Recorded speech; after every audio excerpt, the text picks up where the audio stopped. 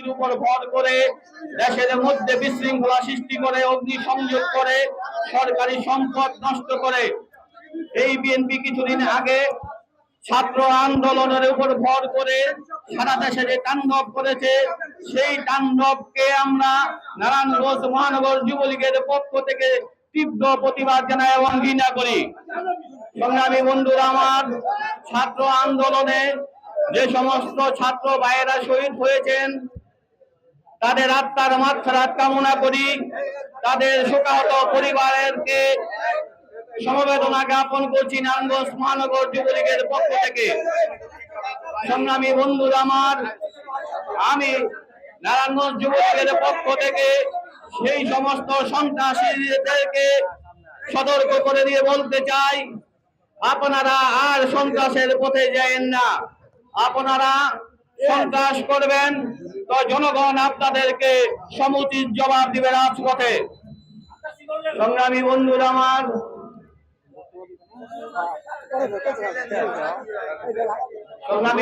আমার, এখন আপনাদের সামনে বক্তব্য রাখবেন নারায়ণগঞ্জ মহানগর যুবলীগ নেতা সাইফুল হাসান তান্না। বিসমিল্লাহির রহমানির রহিম।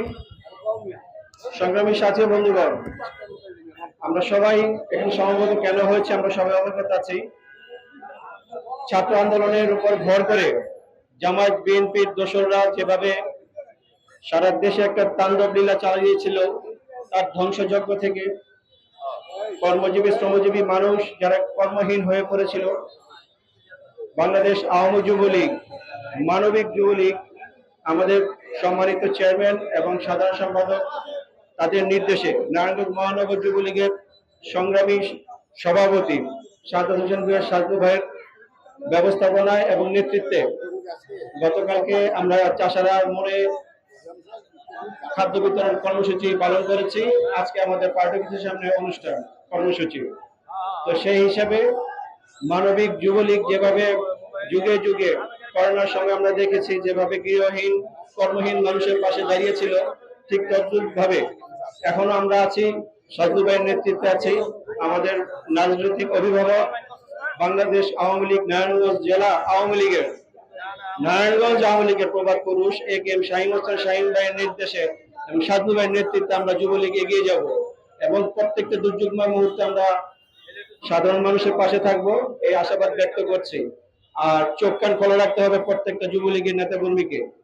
বিএনপি জামায়াত যেভাবে তাণ্ডব চালিয়েছে, নারায়ণগঞ্জ একটা ছোট্ট শহর, নগর ভবন থেকে শুরু করে পাসপোর্ট অফিস পর্যন্ত প্রত্যেকটা সরকারি বেসরকারি প্রতিষ্ঠানের উপর হামলা করা হয়েছে, ভাঙচুর করা হয়েছে, অগ্নিসংযোগ করা হয়েছে। এর পরবর্তীতে যুবলীগের নেতৃত্বে সাজু ভাইয়ের নেতৃত্বে আমরা রাজপথে আছি। এমন কোন কর্মসূচি বিএনপি জামায়াত দিতে পারবে না যেগুলো আমরা রুখতে পারবো না। এক একটা যুবলীগ কর্মীকে একটা বুলেট গ্রেনেড হয়ে রাজপথে দাঁড়াতে হবে রাষ্ট্রীয় সম্পদ রক্ষা করার জন্য। পরিশেষে এটাই বলবো, যারা মৃত্যুবরণ করেছেন, যারা আহত হয়েছেন, যারা শহীদ হয়েছেন, তাদের আত্মার মাগফিরাত কামনা করছি। যারা অসুস্থ হয়ে হাসপাতালে কাটাচ্ছেন, তাদের সুচিকিৎসার জন্য প্রধানমন্ত্রী যেভাবে হাত বাড়িয়ে দিয়েছেন, আমরা তাদের কাছে আল্লাহর কাছে প্রার্থনা করি তারা যাতে দ্রুত সুস্থ হয়ে ওঠে এবং স্বাভাবিক জীবনে ফিরে আসতে পারে। সকলকে ধন্যবাদ। জয় বাংলা, জয় বঙ্গবন্ধু। বিসমিল্লাহির রহমানির রহিম। বিএনপি জামাতের আগুন সন্ত্রাস তাণ্ডবের বিরুদ্ধে অসহায় মানুষের খাদ্য বিতরণ অনুষ্ঠান রাষ্ট্রনায়ক শেখ হাসিনার নেতৃত্বে নির্দেশে আজকে নারায়ণগঞ্জ মহানগর যুবলীগ আয়োজিত আমার রাজনীতি শিক্ষাগুরু শাহাদাত হোসেন ভূঁইয়া সাজু ভাইয়ের নেতৃত্বে আজকে অসহায় মানুষদের পাশে আমাদের নেতা এসে দাঁড়িয়েছেন এবং জননেতা শামীম ওসমানের নির্দেশে নারায়ণগঞ্জে যে সমস্ত তাণ্ডব হয়েছে তার বিরুদ্ধে আমরা তীব্র প্রতিবাদ জানাচ্ছি এবং আগামীতে 11 নং ওয়ার্ড যুবলীগ এবং সমস্ত নারায়ণগঞ্জ মহানগর যুবলীগের সমস্ত নেতৃবৃন্দকে আমার উদ্যোক্ত আহ্বান থাকবে, তারা যেন নির্দেশ মোতাবেক আবার যেন তাণ্ডবের বিরুদ্ধে আমরা যেন রাজপথে অবস্থান করতে পারি এবং প্রতিবাদ সহকারে প্রতিরোধ করতে পারি, সে আশা ব্যক্ত করে আমার বক্তব্য শেষ করছি। জয় বাংলা, জয় বঙ্গবন্ধু। বিসমিল্লাহির রহমানির রহিম।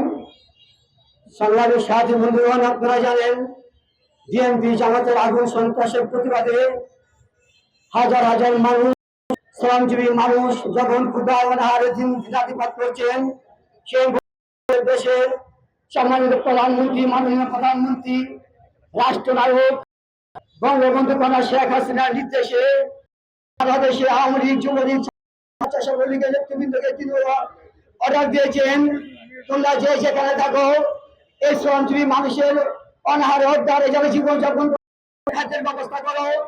তারই পরিপ্রেক্ষিতে নারায়ণগঞ্জ মহানগর যুবলীগের সংগ্রামী সভাপতি জনাব সাজদু ভাইয়ের নেতৃত্বে আমরা গতকালকে চাষারা ওই সোনালী ব্যাংকের সামনে খাদ্য ব্যবস্থা আয়োজন করেছি। পথচারী অনাহার দুস্থ মানুষের খাদ্য বিতরণ করেছি। আজকে আবার এই 2 নম্বর গেটে আমরা খাদ্য বিতরণ কর্মসূচি গ্রহণ করেছি। আপনাদের কাছে অনুরোধ করবো, এখানে পর্যাপ্ত পরিমাণে খাদ্য আছে, আপনারা কেউ উড়াউড়ি পারাপারি করবেন না। যারা আপনারা এখানে উপস্থিত আছেন সবাইকে ভিতরে ঢুকে দেওয়া হবে, পরবর্তীকে সুন্দরভাবে লাইন ধরে আপনাদের খাদ্য দেওয়া হবে। যাই হোক সংগ্রামী সাথী বন্ধুগণ, আমরা গতকালকে টিভিতে দেখলাম বাংলাদেশের 14 দল নেতৃবৃন্দের সাথে প্রধানমন্ত্রী শেখ হাসিনা একটা বৈঠক করেছেন। সেই বৈঠকে জামাতে ইসলামকে নিষিদ্ধ করার জন্য 14 দল নেত্রীর কাছে আহ্বান করেছেন, নেত্রী সেটা গ্রহণ করেছেন এবং অচিরেই জামাত ইসলামকে নিষিদ্ধ করা হবে। সংগ্রামী সাথীগণ বন্ধুগণ, আমি জানাতে চাই এই জামাত ইসলাম শুধু আজকে নেই, গত 50 বছর স্বাধীনতার পূর্বে থেকে তারা বাংলাদেশের স্বাধীনতাকে স্বীকার করে না, তারা বাংলাদেশের উন্নয়নকে স্বীকার করে না। এই কারণে যখন বাংলাদেশ উন্নয়নের ধারপাতে পৌঁছে যাচ্ছিল, তখন কিছু বিদেশি চক্রের সাহায্য সহযোগিতায় তারা এই দেশের উন্নয়ন কর্মকাণ্ডকে বাধাগ্রস্ত করা শুরু করলো এবং তাদের পরামর্শে এই দেশে যারা দোষর আছে সাথে তারা পেল বিএনপির কিছু কুলাঙ্গারদের। সে বিএনপির ছাত্র দল, যুব দল আর ওই জামাতের শিবিরের নেতৃবৃন্দকে নিয়ে এই দেশে তারা আগুন সন্ত্রাসের সৃষ্টি করে। আমরা এই আগুন সন্ত্রাসের তীব্র প্রতিবাদ জানাই।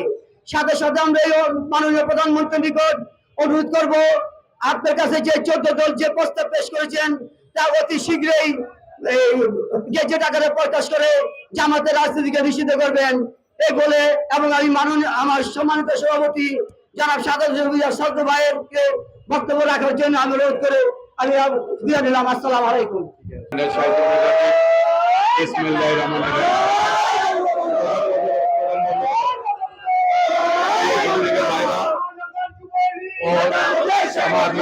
মানুষ আপনারা দেখেছেন গত কিছুদিন যাবত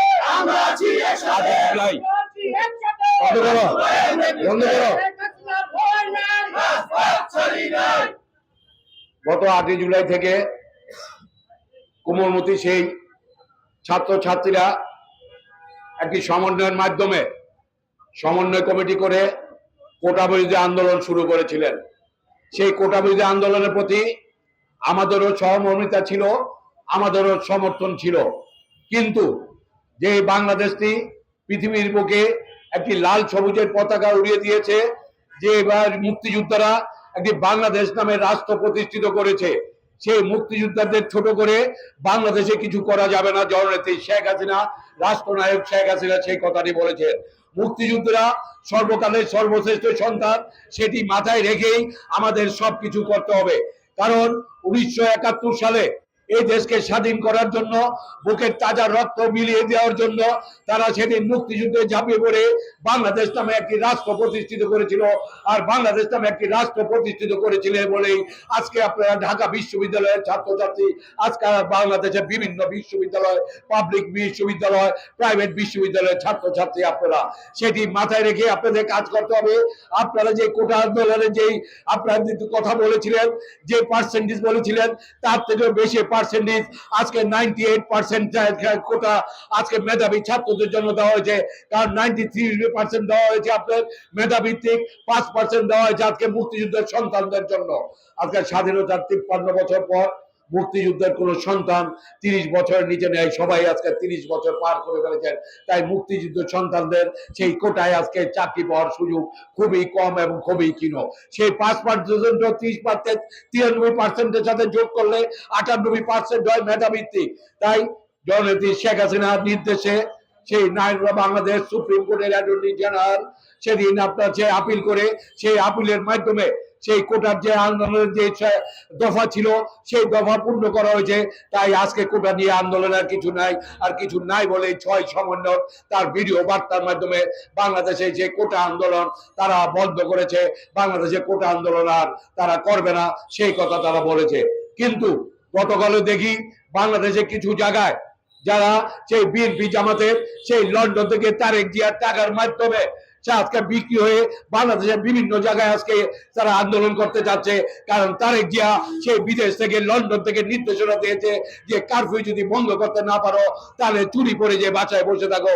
সেই কারণে সেই বিএনপি জামাতের সেই শিবিরের ক্যাডাররা আজকে বাংলাদেশের বিভিন্ন জায়গায় অরাজকতা করার চেষ্টা করা হচ্ছে। প্রিয় ভাইয়েরা, আপনারা দেখেছেন যে 18 তারিখ থেকে বাংলাদেশের বিভিন্ন জায়গার মতো নারায়ণগঞ্জ সেই সাইনবোর্ডে আমাদের সেই পাসপোর্ট অফিস, যে পাসপোর্ট অফিসে আমার দেশের মানুষরা পাসপোর্ট করে রেমিটেন্স যুদ্ধ হিসেবে বিদেশে যায়, সেই পাসপোর্ট অফিস থেকে 3 দফায় পুড়িয়ে দেওয়া হয়েছে।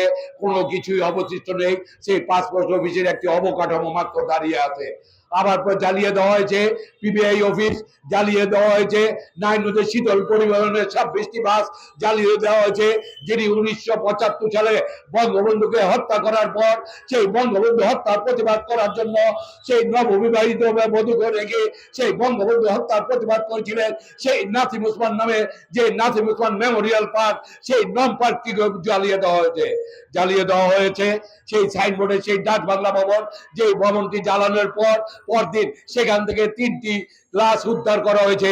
সেই আগুনের মাধ্যমে তারা সেদিন সেই 2014 সালের 2018 সালের জাতীয় নির্বাচনের পূর্বে তেমনি আগুন সন্ত্রাস করেছিল, ঠিক তেমনি ভাবে আবার তারা আগুন সন্ত্রাস করছে। 1971 সালে যে রাজাকাররা আমার মুক্তিযোদ্ধাদের বাড়ি পুড়িয়ে দিয়েছিল, ঠিক তেমনি ভাবে আজকে স্বাধীনতা 53 বছর পর সেই 1971 সালে তারা সেই স্বরূপে আবার ফিরে এসেছে।